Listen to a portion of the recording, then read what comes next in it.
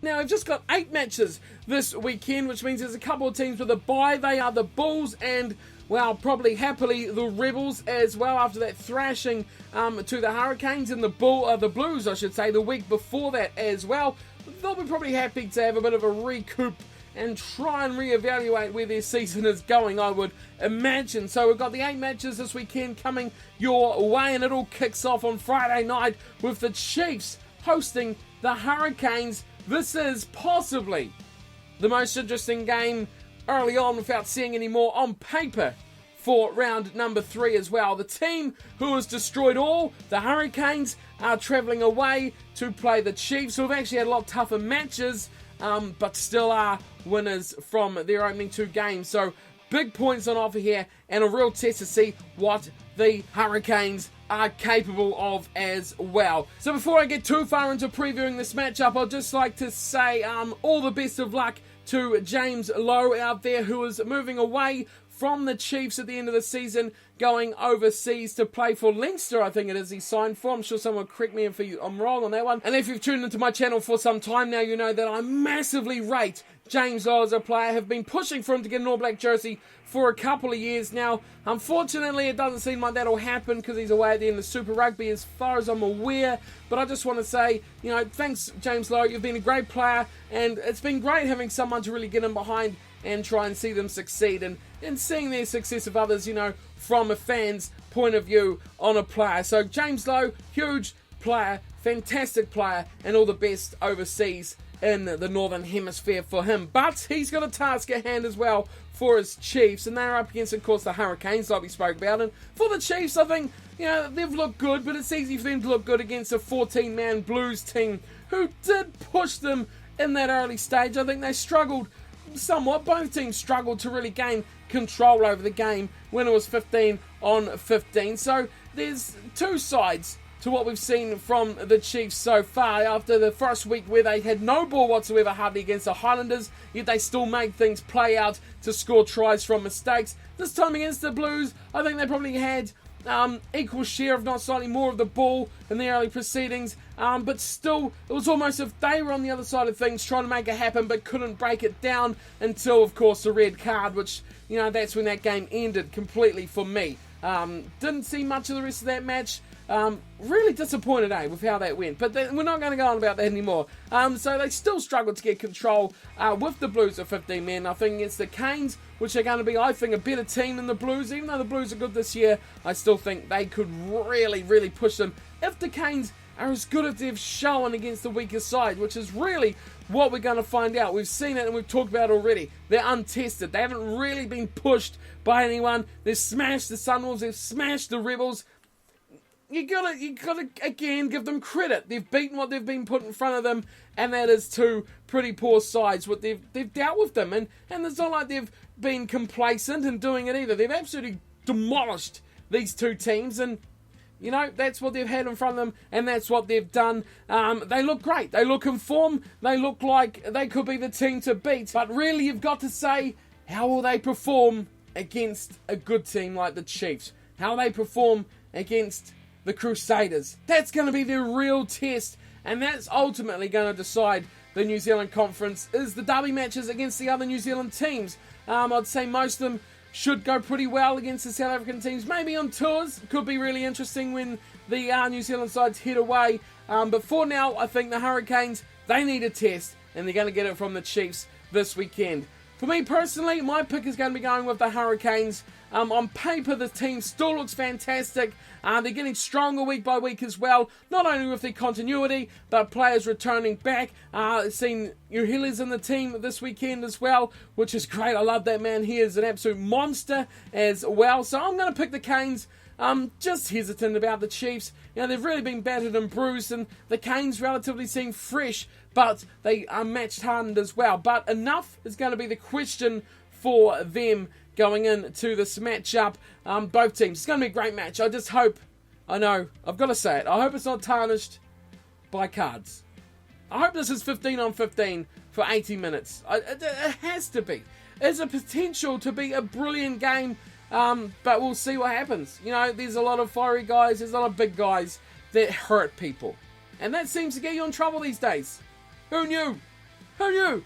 Who'd have thought it's a contact sport? Who knew? Anyway, I'm picking the Canes by 11. That's my pick. It's going to be official when I put them in tonight. I better remember. That's a key thing. Okay, so I've got Canes by 11 for that one. We're moving into our second game of the weekend, which is over in Australia. It is the Brumbies up against the Western Force. Now, this one is very interesting after the Western Force showed us what they can do last weekend against the Reds. But I think the Brumbies are a bit of a different team than the Reds are. The Brumbies, they've yet to really close out a game. The two very, very close losses, both which they could have and should have possibly won as well, which really would have thrown a spanner in the works of a lot of people's picks, because most people and media were picking the Brumbies to be pretty poor this season.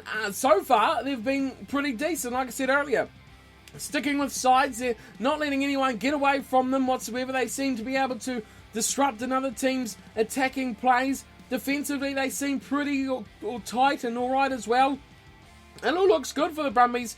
Despite the names they've lost, they're still going okay. Running a bit hot and cold, falling asleep a little bit as well, which, you know, that's obviously going to happen. New people, new names, all that sort of stuff. But they're going all right, and you can't argue with that, and you can't argue with two close losses. It's probably better than most people would have given them credit for at the start of the season. So, Brumbies are definitely an option here for this game. As for the Force, of course, the shock win against the Reds, that was great for them. That was huge for them. And like we talked about before the season started, the Force are a team that can upset other teams, better teams. They can be underestimated. How many times they're going to have that word said to them this year already? Who knows? But they are a team capable of doing so much. And this one for me could be a really important game for the Australian Conference as well, with the Force showing what they can do. You'd imagine surely they'll beat the Rebels. The Waratahs, well, who really knows? After the way they played in South Africa, that'll probably be a decent match as well. They did lose to them, of course, in round one, but that was very, very close. But this one, especially for what could be a second place spot, the Force will need to beat the Brumbies. And if they're going to keep this dream alive, which it's still fully possible right now of getting into the playoffs or something amazingly silly like that, they've got to win this. They've got to beat the Brumbies, and that could be huge for them. Of course, they'll be high in confidence after that win. The Brumbies, not so, after going down that heartbreaking loss to the Sharks. So, two teams in two very contrasting situations as well in their season. Home advantage for the Brumbies could be a big factor for them. GIO Stadium is where that one is at. And really, that's probably going to tip me to the Brumbies by a whisker. I was impressed by the Force, but I need that consistently. If they can do something good against the Brumbies here, then round three, maybe it's time to start considering that team. But I'm going with the Brumbies just by a whisker though. 4 points I have them winning that one by. I think the Force could win this one. Very much the potential to win this one, the confidence to win this one. But the Brumbies, they've stuck just so close for those first two games.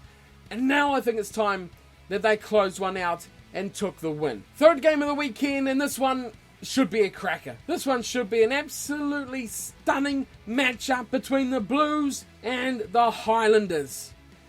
Two teams who will be, I think, they should be really pissed off as well after what happened in round two. The Blues maybe more pissed off at themselves for giving away that red card. Was it a red card or not? Who knows? The fact of the matter is, it was a red card, and that's all that really matters for them. But they definitely were equal to the Chiefs, I think. They were definitely well and truly in that match until that moment of the card. They have the really good ability to score tries from anywhere on the field. The bench is amazingly strong. Again, like the Hurricanes, they're getting better and better week by week with players returning from injury. Their team is getting stronger. Experience is coming through nicely as well for them. And they just seem to be able to battle more than they did in previous years, where they would normally fold over and just blow away in the wind. Now they're getting a bit of that mettle, a bit of that toughness that they've lacked, and I think that's what Umaga brings to that team in the coaching and in his recruitment as well. Pulu, I think, has been so far the best buy of the season, especially in New Zealand. He is guiding that team around amazingly. Home advantage, big for the Blues as well, being in Eden Park. That is massive, especially against the Highlanders, going up to the fortress that is Eden Park. Of course, speaking of that red card earlier, has seen Luatua get an additional 4-week suspension. I don't think it's going to hurt the Blues Sure, he's a great player and they will lose a little bit, but I think they've got good depth and good cover, especially in their back row. They should be able to see that hole filled up nicely heading into this matchup. Speaking of players missing out though, the Highlanders. Oh man, the Highlanders are missing a whole host of players. And adding to that list this week, no Emery. Who's the other one? No Squire. He's gone as well. Along with the fact that they're down to like their 4th or 5th hooker for the season so far. Ridiculous to lose all those sorts of players. The Highlanders, they're really odd team at the moment. Their attack is beautiful, to put it nicely. They score some fantastic tries. The kicks, teams still can't deal with it. The attacking ability of Waisaki Naholo still on point and brilliant as well. But they just seem to get themselves in trouble. They lose a bit of composure. Their game plan flies out the window. As we've seen the last couple of weeks, something just isn't quite right still with that team. I thought they nailed it against the Crusaders, but it's still come very much unstuck very quickly and very heavily as well. I just don't think this team is fully at 100% at the moment. The composure, maybe I'm putting it down to that. Composure, leadership maybe as well. I wouldn't have thought that, especially even though Ben Smith's not there. Maybe they missed him against the Crusaders, someone to slow it down and give it that effect of, just what the plan is, what the jobs are. Did they miss Ben Smith and his leadership? They got plenty of other players with leadership in there, but not everyone is a full leader, are they? And maybe that's something they missed out on. I don't know what it is, but the Highlanders are missing something for mine, and I think the Blues are going to find that pretty comfortable to get past. I have the Blues winning this one nicely by 16 points. Again, happy to be proven wrong, but who knows? Blues by 16. They've just got that freakish ability. I think if they do something crazy in the first quarter of the match, it'll put the downers on the Highlanders. If they, again, struggle, get a bit lost in their game plan, the Blues will easily run away with this one, as long as no one gets sent off again, which is a big thing. But Blues for me, plus 16 to the Blues for that one. Next up, we are in Australia, and it's the two red teams going head-to-head of the Reds versus the Crusaders. The Crusaders hitting the road to Australia, and against the Reds, well, what do I have to say about the Reds? Disappointing, letting the fans down, just not what they seemed to promise at the start of the season. I gave them a couple of weeks, and I thought they showed a lot of promise on paper what they could do. They haven't shown that. Against the Sharks, yeah, there was glimpses and that gave me hope. But last weekend, they were just dreadful. Against the Force, they just weren't there. They weren't there at all. They've got so many players that you expect to stand up in those moments and to take those games, like that game versus the Force and just control it and dominate it. No one did that. No one did that at all for the Reds, and I'm not so impressed with how this team is going. They've got the names, they've got the talent, they're still not there at all. What's got to happen? It's still very early in the season, 2 weeks, but I was just so downhearted about that game versus the Force. You got to give credit to the Force, of course, but the Reds, definitely their own worst enemy in a lot of cases there with their names that you expect to control a game, which they haven't done. As for the Crusaders, one word for the Crusaders: clinical. Very clinical. Amazingly clinical. Sniff of blood, and they're in for the kill. There's no question about the Crusaders, their ability to just blow over a game. And it's just got stronger as well. Seta Tamanivalu has gelled into that team ridiculously well. He's playing exceptionally well, good rugby there. A strong team still without a number 10 to guide them around. I thought they played Hunt and McKenzie there. They went alright, but I think they're well protected by what's around them. The back row, scrum half, Bryn Hall playing alright at the moment, but outside them in the centres, I think the Crusaders protect their 10 very well, and they don't leave too much pressure to him, which is key. They just let him do what he has to do. Catch the ball, pass it. Catch the ball, kick it. Don't overcomplicate things. Get into the game before you start doing anything too silly. Don't allow them to be crowded. Don't allow them to be controlled by the opposition. And the Crusaders, I thought they did that very well against the Highlanders and didn't really allow the Highlanders to exploit that weakness they had at number 10. And they've also signed the North Harbour number 10, Gatland, I think his name was, as well, from the ITM Cup or Mitre 10 Cup last year, to join the team to cover in at 10. So maybe more problems for them there. I think the Crusaders, they'll be feeling rather lucky. I think they're outplayed completely by the Highlanders for 65 minutes of that game. And, you know, like I said, stiffer blood, opportunity, chances, and they took it. They're a good team, and good teams take chances. That's what the Crusaders do, and you've got to love them for that. That's what they are able to do. Amazingly, more stats about yellow cards. The Chiefs, the Crusaders, and the Rebels are the only teams to not suffer the fate of a yellow card. So, bad signs there for the Reds and for the Hurricanes, who have suffered one, I think, so far in this season. But that just tells you 2 of the 3 teams not to get a card are 2 of the very best teams at the moment, the Crusaders and the Chiefs, looking the best at the moment. Hard matches, they win them. They take their chances, they make advantage of the circumstances given to them, whether they are the right calls or not. Irrelevant, they take their chances, and that is completely on the rugby side of things for that team. That's what matters the most. For that one, I think it's going to be a big win. Big win for the New Zealand side. The Crusaders by 30. I'm just completely at sea with the Reds. I have lost all confidence in that team. Swinging our way over to South Africa now, we've got the Kings, who are starting to grow on me. A little bit, a tiny bit. They're up against the Stormers. Now, the Stormers have shown plenty of ability, but it's first off about the Kings. Now, the Kings have showed some promise, and they've showed they're good enough to win a game in Super Rugby, albeit against the Sunwolves, but a game that many would have expected them to lose. It wasn't a high-quality game. It wasn't the best of the best. It wasn't a highlight reel match of outstanding rugby ability, but they got the win. And they got the win fairly well. They got the game, and they got the win.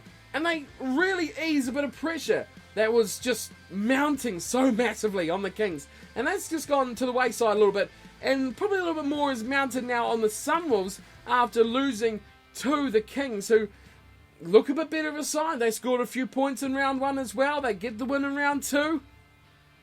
It's hard to argue with results, and that team is showing that maybe someone knows what they're doing at the Kings. We will see, but I don't think it'll be this weekend against the Stormers. The Stormers are one of the best teams so far early on in the competition, but they should probably be thanking Mr. Yellow Card once again for their win against the Jaguars, or the ill discipline of the Jaguars from that last match. It seems to be a continuous story with the Argentinians. But we're not talking about them, we're talking about the Stormers. Again, another team taking chances with 14 or 13 men against them. And that's what you got to do. You got to take your chances, take your abilities. The Jaguars played pretty well against the Stormers, and the Stormers were probably a bit rattled by that, but they still got the win. And they've shown, even over recent years, they are a good enough team to score tries and score points and get themselves into it. For the Stormers, they take their lucky chances, and I think they're going to do a great job here against the Kings as well. I think they're going to destroy them completely and comprehensively. I've got the Stormers by 30 there as well. No competition, I think. The Stormers should thrash the Kings. But again, like previous seasons, the Kings will probably pick up a few points on the way as well, and possibly I'll pick them to stop the bonus point for the Stormers. Right, next matchup, and confidently I can say it's the Cheetahs up against the Sunwolves. And the Cheetahs, well, they're continuing to impress early on, especially in that last match against the Bulls, where they just completely smashed them right off the whistle. And then, although they fell asleep near the end, they had enough about them to withhold the complete onslaught and still take the win. I've been impressed with the Cheetahs, scoring tries, getting control of the game early on, and none more so than the man I've spoken about already in today's video, Fred Zerlinger, who has been great. Huge points tallies as well, controlling games well throughout the match. I think the Cheetahs are looking like more and more they could be a competitive package in 2017. And they well and truly have the ability to upset the best teams, especially with a performing back row, a pack that can compete as well, a controlling 10, and players outside who can finish tries. It doesn't matter if they don't have the big names. They've shown already this season that they can beat the big names in the Bulls. And that was a huge win for the Cheetahs. A massive win for the Cheetahs as well in their conference to get that victory. So I'm all for the Cheetahs now. Put me on the Cheetahs bandwagon. Put me up in first class for that one. Their opponents, the Sunwolves. Well, it's not really going to be a contest. So I expect this one to be a bit of a thrashing, really. The Sunwolves, like I talked about earlier, in trouble big time when their line has been broken. The Kings really upset them anytime there's a line break. The Sunwolves struggled to cover back. They struggled to do their scrambling defence, to cover the corners, to get back into line, to get back into their patterns and procedures. And that really let them down. A lot of tries were scored off the second phase of a break, which is really common, but something that they need to improve on if they want to become a competitive side. A break shouldn't mean a try, especially if you stop it to a breakdown and stop the flow of play. You need to stop that ball coming out so quickly. Let your defensive line regather. Illegal, possibly, but it's something the Japanese team need to watch from other Super Rugby sides to see how to do it, to see what is done, to how they can control when their defence is going backwards and the attacking line is behind most of their defenders. That is where they really struggled against the Kings. Again, their finishing, it was a bit hot and cold. They're a team who loves to throw the ball around. We've seen that with plenty of their tries as well. The Sunwolves, definitely entertaining, promising, but never going to be in this matchup at all, I don't think. I've got the Cheetahs by a big one. 47 points, I've got the Cheetahs to win this one. And, you know, it'll be impressive to see if the Sunwolves can keep it below that. I really hope they do, but I think the Cheetahs will be far too good for the Sunwolves. Right, staying in South Africa, we have the Sharks up against the Waratahs for our second to last matchup, 7th of the weekend. And the Sharks will be full of confidence after coming home with a win from Australia, pipping one at the post against the Brumbies. That is massive. I think their attack looked quite good against the Brumbies as well. Much improved. The defence, as we talked about previously, it is a brick wall. It's not letting much past it. And against the Brumbies, we've seen there was a little bit of development on their attack as well. And they've shown that they have some impact players. Like we've spoken about already, Bosch, this young fullback, come winger, come whatever he is, really fast, really good at beating players on his outside. And he showed that the Sharks should be relying on him more often, possibly. Pucino coming to the game, and I think his experience was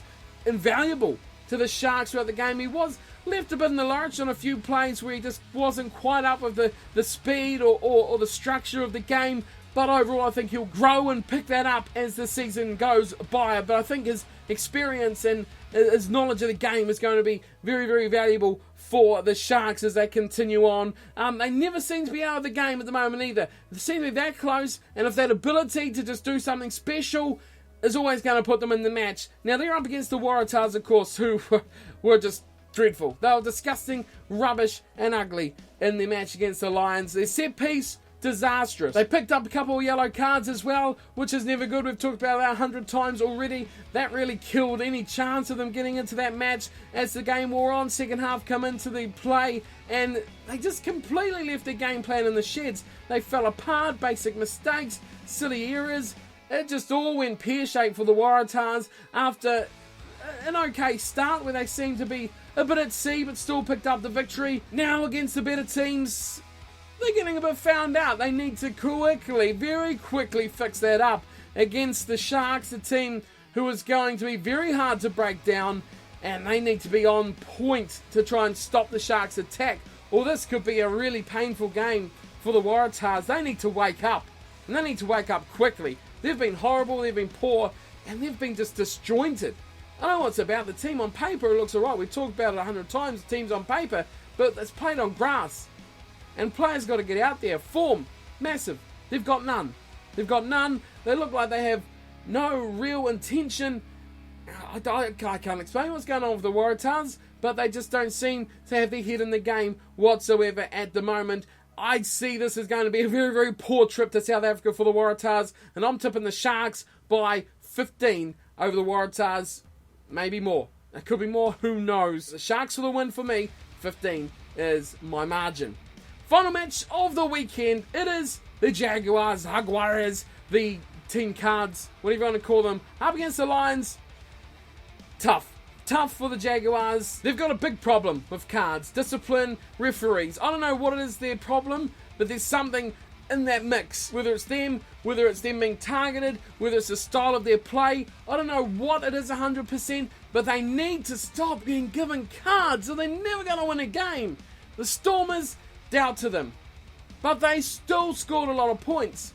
They have that ability. It's Argentina, for God's sake.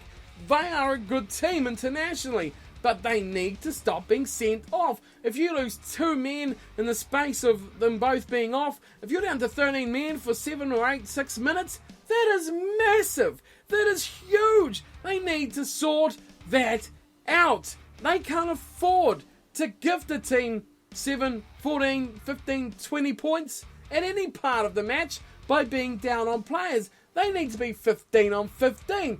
I feel I'm going to be repeating myself every single week about the Jaguars. They need to have 15 men on the field, and the referees, are they judging the Jaguars? Are they focusing too much on their style of play? I'm not going to jump on that conspiracy theory straight away, but it's something I've read a few things about, and